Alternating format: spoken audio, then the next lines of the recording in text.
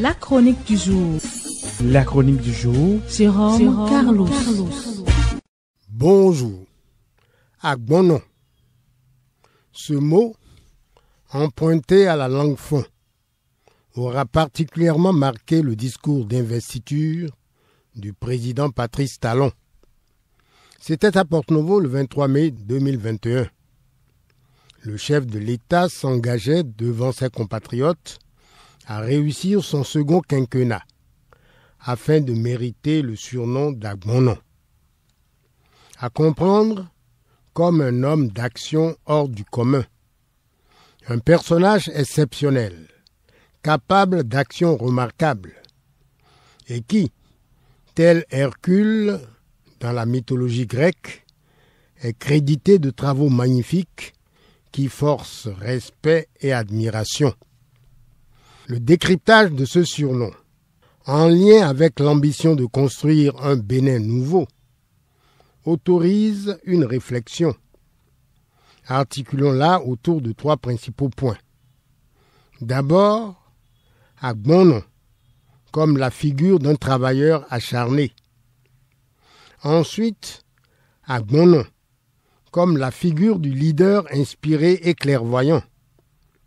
Enfin, Agbono, comme la figure du moissonneur habité par le souci de rendre compte de ses actions, de partager les fruits de son engagement et de son labeur. 1. Agbono ou le travailleur acharné. Rien de grand, rien de beau et de durable ne peut s'accomplir sur la terre des hommes sans un investissement humain conséquent. Ni miracle, ni magie. Pour construire le pays de ses rêves, on doit s'obliger à signer un long bail avec le travail. Ici, on ne triche pas, on ne fait pas semblant. Il faut rendre visibles et palpables les résultats de son action. Il faut savoir se soumettre humblement au jugement et à l'appréciation des autres. Agbono, sur le front du travail, doit s'imposer comme un modèle. Son exemple doit faire tache d'huile. Agbono restera une coquille vide aussi longtemps que ce surnom sera porté par un seul, excluant ainsi, dans le cas du Bénin, 11 millions de Béninois. Il est nécessaire que notre Agbono national s'honore de l'accompagnement effectif et actif de tous ses compatriotes. Agbono, de ce fait, n'est pas un surnom exclusif dont peut s'auréoler un seul. Au regard de quoi nous sommes tous des aspirants Agbono. Chacun à sa place, chacun dans son grade. 2. Agbono ou le leader inspiré et clairvoyant. Le leader, comme nous aimons le définir, pour faire court et simple, c'est quelqu'un qui nourrit l'ambition d'aller quelque part, mais qui s'interdit d'y aller tout seul, s'imposant le devoir d'entraîner les autres à sa suite. Si telle doit être comprise la mission du leader, Agbono doit faire montre d'un certain nombre de qualités.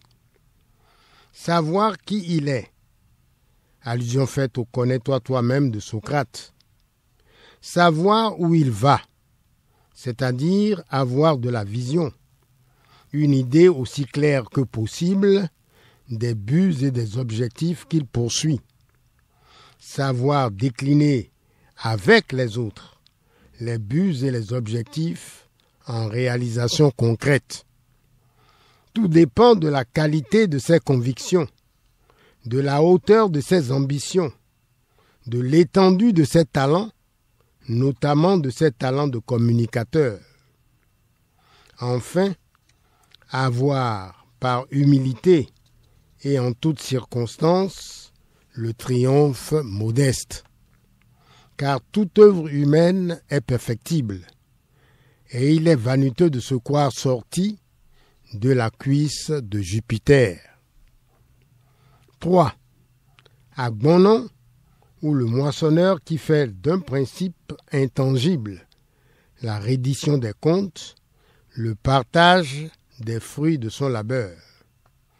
Toute action lancée doit être ponctuée d'un suivi-évaluation qui engage l'avenir, en termes d'action corrective, de résolution rectificative, de propositions alternatives, d'offres prospectives.